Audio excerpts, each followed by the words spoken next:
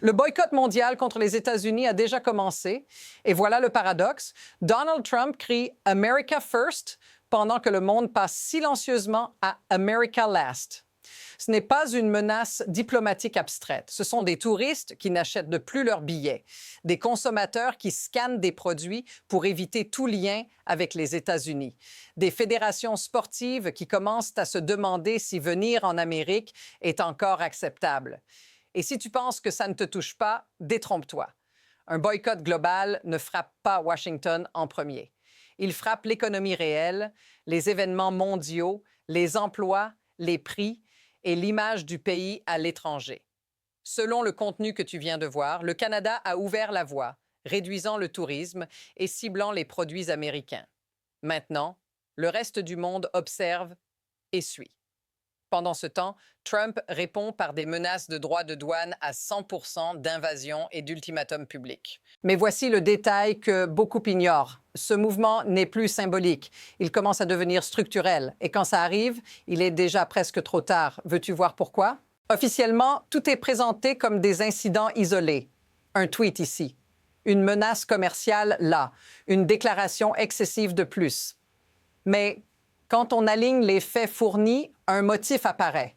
Le Canada a été le premier signal d'alarme après que Trump a parlé d'un 51e État et attaqué publiquement ses dirigeants. Résultat, baisse du tourisme vers les États-Unis et boycott de produits américains, une dynamique décrite comme efficace. Puis le ton monte. Trump publie un message affirmant que si le Canada conclut un accord avec la Chine, il fera face à des droits de douane de 100%. Il ajoute que la Chine dévorerait le Canada jusque dans son tissu social. Ce n'est pas un dérapage privé. C'est une menace publique, écrite, assumée. Et pendant que Trump durcit le langage, ailleurs, les réactions changent de nature. Au Danemark, une application permettant d'éviter les produits liés aux États-Unis devient l'une des plus téléchargées. Ce n'est plus une opinion. C'est un comportement collectif. Mais voici le point clé que peu pose. À partir de quand ce genre de réaction cesse d'être une protestation et devient une stratégie? L'affirmation centrale est simple et elle est lourde de conséquences. Le boycott n'est plus une réaction émotionnelle, c'est une réponse calculée. La preuve apparaît dans les détails précis que tu as entendus. Au Danemark, après les menaces de Trump sur le Groenland, une application permettant de scanner les produits pour identifier leur lien avec les États-Unis devient l'application la plus téléchargée du pays. Pas une campagne gouvernementale, pas un slogan militant, un outil pratique, utilisé au quotidien. C'est un signal fort. Quand des consommateurs changent leurs habitudes, la dynamique devient économique.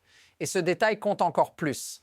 Cette montée en puissance se produit pendant que Trump multiplie les déclarations agressives, parlant d'invasion, inventant des accords que personne n'a jamais acceptés et se mettant en scène publiquement avec des images absurdes liées au Groenland. Remarque ce qui manque dans cette séquence. Aucune tentative de désescalade. Aucun recul, aucun correctif. Le contraste est total entre les paroles et les conséquences. Et c'est précisément là que l'histoire bascule, parce que chaque déclaration supplémentaire ne calme pas la situation. Elle l'alimente. La situation s'intensifie quand on regarde la séquence complète. Après le Canada, après le Danemark, les déclarations de Trump ne se calment pas, elles se durcissent. À Davos, le contraste devient brutal. D'un côté, le premier ministre canadien parle de multilatéralisme, de coopération, de respect de la souveraineté.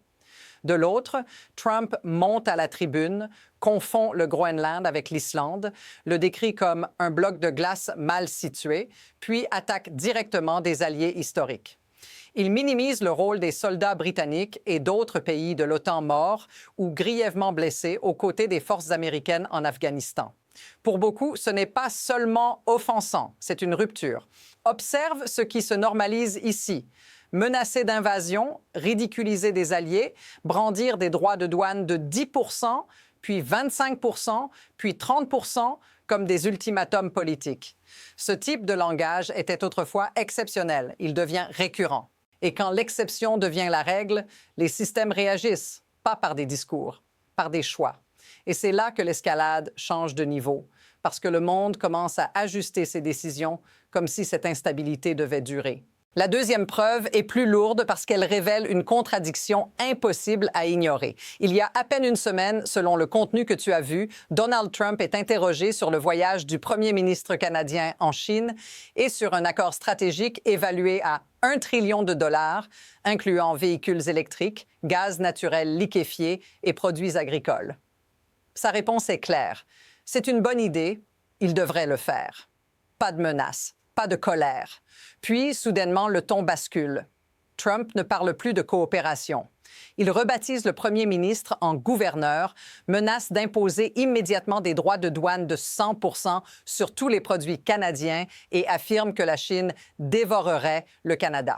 Même fait, même accord. Deux réactions opposées. C'est là que quelque chose se fissure. Remarque ce qui disparaît complètement. Toute cohérence stratégique. Pour les autres pays, le message devient limpide. Les règles peuvent changer du jour au lendemain, selon l'humeur, le contexte ou l'audience. Et quand les paroles ne correspondent plus aux actes, les partenaires cherchent ailleurs.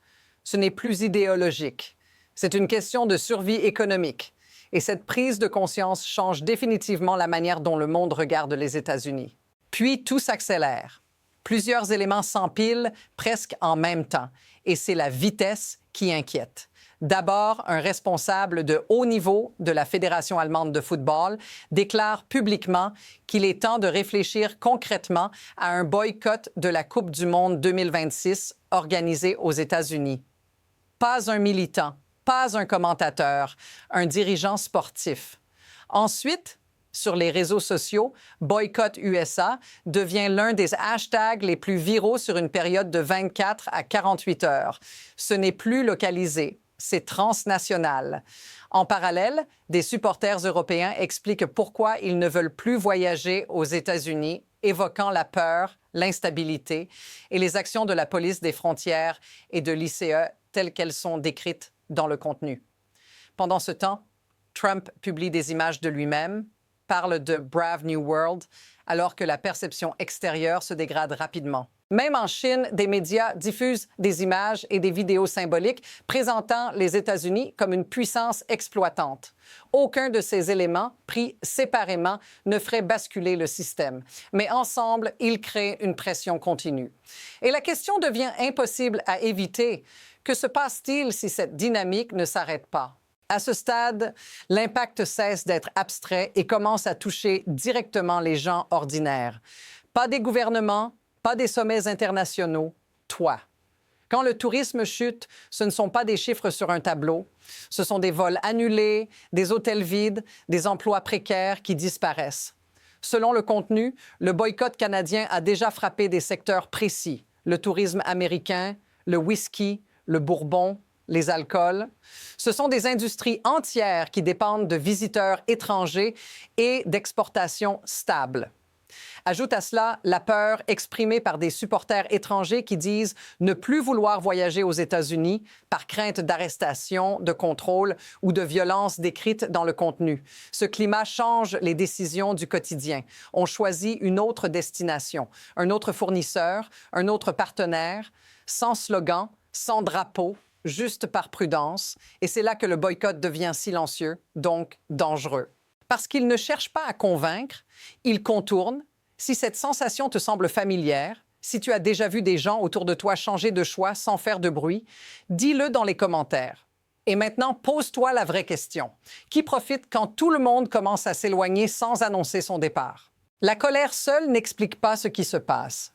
Ce qui rend cette situation possible, c'est un mécanisme plus froid. Quand un pays devient imprévisible, le risque devient la variable centrale. Les entreprises, les fédérations sportives, les gouvernements ne réagissent pas à l'émotion. Ils réagissent aux incitations. Et le contenu que tu as vu montre exactement ça. Menaces de droits de douane utilisés comme arme politique. Discours publics qui changent d'une semaine à l'autre. Attaques répétées contre la souveraineté d'alliés. Tout cela envoie un signal simple. Les règles ne sont plus stables. Et dans un système mondial, l'instabilité est contagieuse. Les acteurs cherchent alors à réduire leur exposition. Ils diversifient. Ils déplacent leurs partenariats. Ils investissent ailleurs. Pas par idéologie, mais par calcul. Ce n'est pas un complot, c'est un réflexe de survie systémique. Le plus troublant, c'est que ce processus n'a pas besoin d'un consensus mondial pour fonctionner. Il avance par petites décisions rationnelles prises séparément, mais qui s'additionnent. Et quand cette dynamique est lancée, elle est très difficile à inverser. Ce n'est plus une question de discours, c'est une question d'élan. Et cet élan pointe déjà vers la suite. À partir d'ici, deux trajectoires commencent à se dessiner et aucune n'est théorique. La première est celle de l'escalade contrôlée. Les États-Unis continuent d'imposer des menaces, les partenaires continuent de diversifier discrètement et le boycott progresse sans annonce officielle. Les événements internationaux se déplacent ailleurs. Les flux touristiques se redirigent. Les accords se signent hors du cadre américain. Rien ne s'effondre d'un coup, mais la centralité des États-Unis s'érode lentement. La seconde trajectoire est plus brutale. Une décision déclencheur, un nouveau tarif massif, une crise diplomatique majeure ou un incident très médiatisé et le boycott cesse d'être diffus. Il devient explicite. Dans les deux cas, l'incertitude domine. Le contenu montre déjà que les réactions ne sont plus coordonnées par Washington, mais par la perception du risque à l'étranger. Et c'est là le point clé. Une fois que le reste du monde commence à anticiper tes mouvements avant même que tu les annonces, tu perds l'initiative. La prochaine étape ne dépend plus d'un discours, mais du prochain geste. Et ce geste semble déjà en train de se former quelque part hors caméra.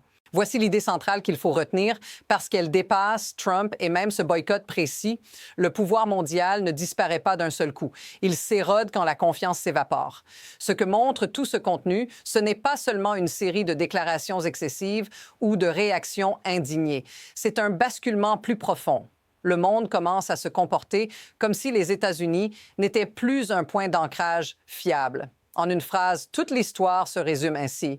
Quand un pays utilise l'imprévisibilité comme stratégie, les autres utilisent l'évitement comme défense. Et c'est ça qui est difficile à inverser, parce qu'on peut retirer un tarif, on peut effacer un poste, mais on ne réinstalle pas facilement la confiance une fois qu'elle a disparu. Ce boycott n'est peut-être pas encore total, ni officiel, ni coordonné, mais il est déjà réel. Et surtout, il crée un précédent. La prochaine fois que cette dynamique s'enclenchera, elle ira plus vite. Si tu veux comprendre comment cette séquence pourrait évoluer, qui pourrait accélérer le mouvement et ce que cela signifie pour les prochains grands événements mondiaux, reste ici, abonne-toi et on continue cette analyse ensemble.